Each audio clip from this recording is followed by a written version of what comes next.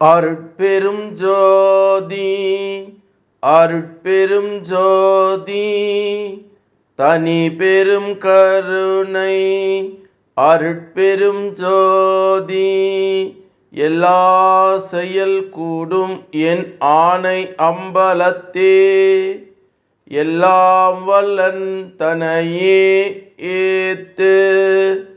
வாழ்க வையகம், வாழ்க வையகம், வாழ்க வளமுடன். குரு வாழ்க, குருவே துணை.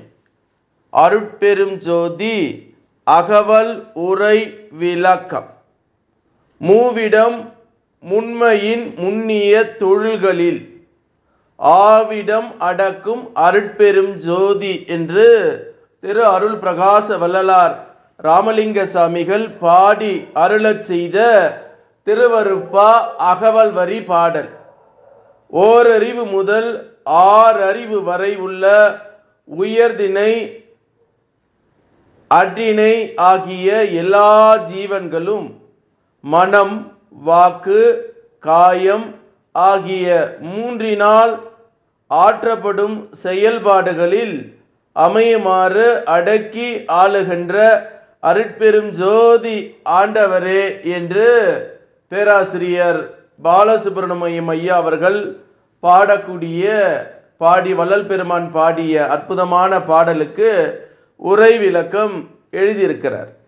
மூவிட முன்மையின் முன்னிய தொழில்களில் ஆவிடம் அடக்கும் அருட்பெரும் ஜோதி என்ற அகவல் வரி 807, 808 அகவல் வரிக்கு சாமி சரவணானந்தா அவர்கள் தரக்கூடிய ஒரு அற்புதமான மெய்ஞான விளக்கம். தன்மை, முன்னிலை, படக்கை ஆகிய மூன்று இடத்தனாய் விளங்குகின்ற ஆன்மாக்களும் அன்றி மக்கள், தேவர், நரகர் இப்பூ உலகத்தார், மேல் உலகத்தார், கீழ் உலகத்தார் ஆகிய உலகத்தார்களும் பல்வேறு இயல்போடு செயலோடு விளங்குகின்றனர். இவர்கள் யாவரும் இன்மை, அண்மை, மறுமை ஆகிய முன்மை பிறவிகளில் வினை வசப்பட்ட கர்மங்கள் புரிந்து கொண்டுதான் உள்ளனர். இக்கர்மங்கள் அல்லது வினை கேடான தொழில்கள் இடைவிடாது நடந்து கொண்டுதான் இருக்கின்றதாம். இந்த வினை சக்கர சுழற்சி ஓட்டம் ஓயாது நிகழ்ந்து கொண்டுதான் இருக்கின்றதாம். மனிதனில் ஆன்மாவின் கண் திருவருள் வெளிப்படும் போது ஆன்மா அகத்திலே நிற்கும் மனிதன் அருள் வண்ணனாய் நிலவுவதால் எத்தொழிலும் இறைவன் அருள் செயலாக வெளிப்பட்டு எண்ணிலடங்கா காண்போம். அப்படி மனிதன் ஆன்மாவில் அகப்படாமல் புறப்பற்று நீக்குறுகின்றான். புறப்பற்று நீக்க வேண்டும் என்பதே முறையே. ஆனால் புல உலகிடை வெறுப்பு கொள்ளாது தயவோடு வாழ்வை வகை செய்யப்பட்டுள்ளதாம். ஆகவே கடவுள் ஆன்மா இயல் கொண்ட மனிதன் அகநின்று புற கடமையை மறவாது செயலாற்றி கிடந்து ஒழியாது தயவு செய்து கொண்டிருத்தல் அருள் ஆணையாகும் என்று சாமி சரவணானந்தா அவர்கள் சொல்லக்கூடிய ஒரு அற்புதமான மெய்ஞான விளக்கம். இந்த அற்புதமான அகவல் பாடல்ல மூவிட முன்மையின் முன்னிய தொழில்களில் ஆவிடம் அடக்கும் அருட்பெரும் ஜோதி அப்படின்னு சொல்லுகிற போது ஓரறிவு முதல் ஆறறிவு வரை இருக்கக்கூடிய மனிதன் அவன் உயர்தனையாகவும் அக்ரிணைதாகவும் எல்லா ஜீவன்களும் மனம், வாக்கு, காயம் இந்த மூன்றிலே ஆற்றப்படும் செயல்களை எல்லாம் அடக்கி ஆளுகின்ற அருட்பெருஞ்சோதி ஆண்டவரே என்று இறைவனை பற்றி, இறை சக்தியை பற்றி பேராசிரியர் பாலசுப்ரமணியம் அவர்கள் சொல்லக்கூடிய ஒரு அற்புதமான விளக்கம். சாமி சரவணானந்தா அவர்கள் உயர்ந்த நிலைக்கு சென்று நம்மளை என்ன சொல்றாரு? மக்களாக இருக்கிறான், தேவராக இருக்கிறான், நரகர் அப்படின்ற மூன்று நிலையிலே இருந்தாலும் இந்த பூ உலகத்தார், மேல் உலகத்தார், கீழ் உலகத்தார் இந்த உலகம் இருக்கா இல்லையான்றதெல்லாம் இந்த காலகட்டத்தில் அது சாத்தியப்படாத செய்தியாக நம்ப மாட்டான். இங்கே கீழ் உலகம் இருக்குது, மேல் உலகம் இருக்குது, எல்லாம் இருக்குது. செயல் விளைவு தத்துவத்தே மனிதன் இன்னும் புரிந்து கொள்ளவில்லை. நாம் ஒரு செயல் செய்தால் அதற்கு இவ்விளைவு கண்டிப்பாக வரும் என்பதை உணர்ந்து கொள்ளக்கூடிய நிலையிலே இன்றைய காலகட்ட மனிதர்கள் இல்லை. கண்டதே காட்சி கொண்டதே கோலமான மனம் போன போக்கிலே அவன் போய் கொண்டிருக்கிறான். திரைப்படத்தில் கூட வரும், கண் போன போக்கிலே கால் போகலாமா, கால் போன போக்கிலே மனம் போகலாமா, மனம் போன போக்கிலே மனிதன் போகலாமான்னு பாடுவார் புரட்சி தலைவர் எம்ஜிஆர் அவர்களுடைய திரைப்படத்தில் வரக்கூடிய ஒரு அற்புதமான பாடல்.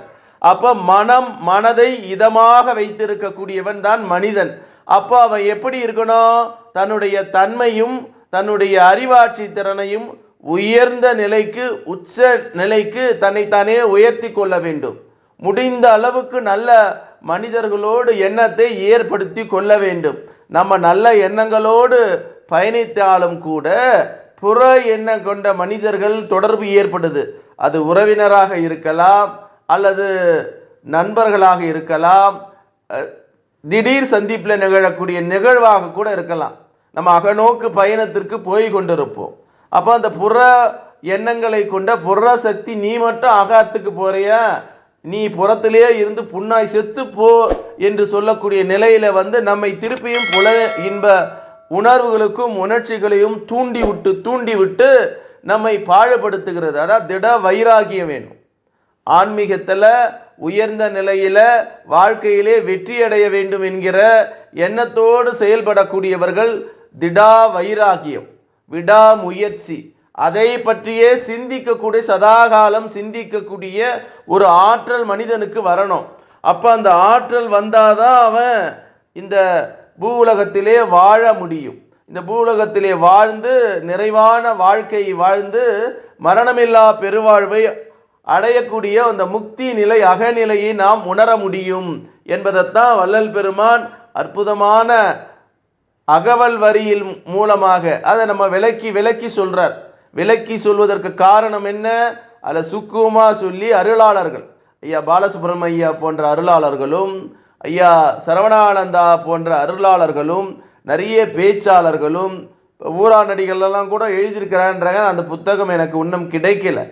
அப்போ நிறைய மகான்கள் ஞானிகள் எல்லாம் வள்ளல் பெருமானுடைய உயர்ந்த நிலைக்கு போய் ஒன்றி கலந்து உயிர்கலப்பு பெற்று, சாமி சரவணானந்தா அவர்கள் வள்ளலாருடைய மனநிலைக்கு ஒப்ப வள்ளலாரை எண்ணி தவம் செய்து வள்ளலார் வாழ்க்கை நெறியிலே வாழ்ந்த மனிதர்கள் நிறைய பேர் இருக்கிறாங்க. அதில் ஒருத்தர் தான் சாமி சரவணானந்தா அவர்கள்.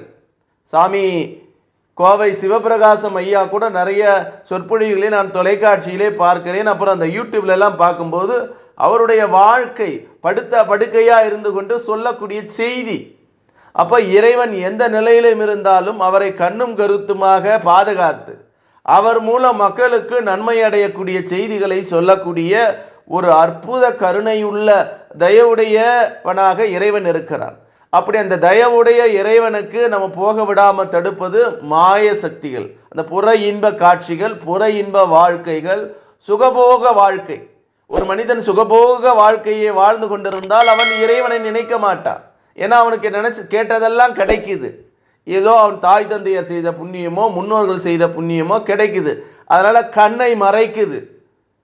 அப்போ அந்த புற சொத்தை அவர்கள் சேர்ப்பதற்கு எவ்வளோ பாடுபட்டிருப்பார்கள் என்று அவர்கள் புண்ணியத்தை சேர்க்கலை. பணம், புகழ், செல்வாக்கு, புலன் இன்பத்தை சேர்த்து வச்சிருக்கிறாங்க.